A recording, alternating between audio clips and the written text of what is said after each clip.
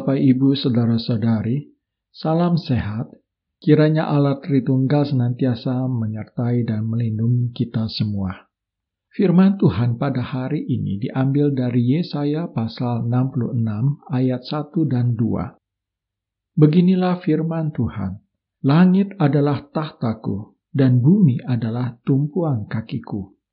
Rumah apakah yang akan kamu dirikan bagiku? Dan tempat apakah yang akan menjadi perhentianku? Bukankah tanganku yang membuat semuanya ini, sehingga semuanya ini terjadi? Demikianlah firman Tuhan. Tetapi kepada orang inilah aku memandang, kepada orang yang tertindas dan patah semangatnya, dan yang gentar kepada firmanku. Berbahagialah setiap orang yang mendengarkan firman Tuhan dan memeliharanya.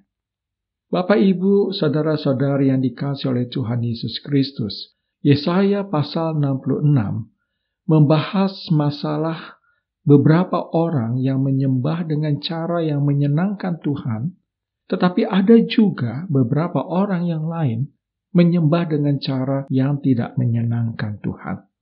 Kalau kita baca ayat 3, menggambarkan tentang orang fasik yang mempersembahkan kurban, yaitu orang menyembelih lembu jantan, namun membunuh manusia juga. Orang mengorbankan domba, namun mematahkan batang leher anjing. Orang mempersembahkan korban sajian, namun mempersembahkan darah babi. Orang mempersembahkan kemenyan, namun memuja berhala juga. Bapak Ibu, di sini Tuhan membandingkan perbuatan yang dilakukan orang fasik, yaitu menyembelih lembu jantan dan sekaligus membunuh manusia. Perbuatan mereka mempersembahkan korban bagi Tuhan adalah suatu kekejian bagi Tuhan yang disetarakan dengan pembunuhan. Mengapa? Dalam ayat 4, Tuhan menjelaskan Bapak Ibu, apabila aku memanggil, tidak ada yang menjawab. Apabila aku berbicara, mereka tidak mendengarkan. Persembahan kurban mereka, Bapak Ibu, adalah kekejian bagi Allah karena mereka adalah orang-orang yang menulikan telinga mereka terhadap suara Tuhan. Mereka dengan sengaja tidak memedulikan suara Tuhan, tidak memedulikan firman Tuhan. Lalu bagaimana dengan mereka yang doanya didengar Tuhan?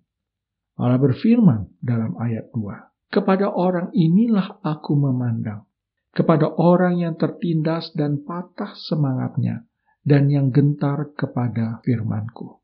Saya kira lebih baik Bapak Ibu kita memahami bagian orang yang tertindas dan patah semangatnya sebagai orang yang rendah hati dan remuk hatinya. Dengan demikian Bapak Ibu, kita dapat menyimpulkan di sini bahwa tanda pertama dari orang yang lurus dan jujur, yang doanya menyenangkan Tuhan, adalah mereka yang gemetar dan gentar mendengar firman Tuhan. Orang-orang yang menunjukkan penghormatan terhadap firman Allah dan keinginan untuk mematuhinya.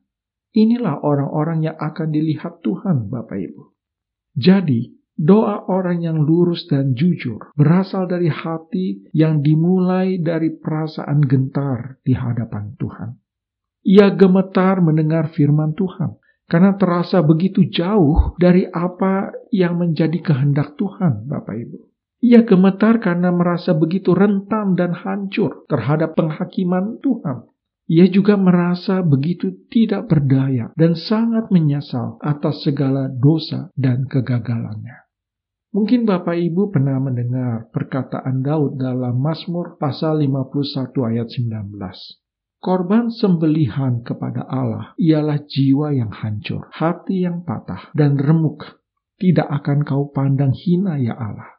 Hal pertama yang membuat doa diterima oleh Tuhan Bapak Ibu saudara-saudari adalah kehancuran dan kerendahan hati dari orang yang berdoa. Sekali lagi mereka gemetar mendengar firman Tuhan. Pasal 66 ini Bapak Ibu saudara-saudari merupakan klimaks yang pas untuk kitab Yesaya. Bait suci yang indah di Yerusalem sangat tidak memadai bagi Tuhan yang menciptakan segala sesuatu dan hadir di mana-mana. Allah tidak dapat dibatasi oleh struktur yang dibangun oleh manusia dimanapun juga. Pada saat ini kita gentar karena banyaknya hantaman dan halangan di dalam masa pandemi ini. Tuhan tetap memberikan pengharapan kepada kita, Bapak Ibu, yaitu Tuhan memandang dan dekat serta mengangkat orang yang rendah hati dan remuk hatinya. Juga Tuhan menghakimi semua orang, menyatukan semua orang percaya, menghancurkan yang jahat, dan mendirikan langit baru dan bumi baru. Biarkanlah pengharapan ini mendorong kita setiap hari untuk selalu berdoa dengan hati yang berkenan kepada Tuhan dan gentar kepada firman-Nya. Amin.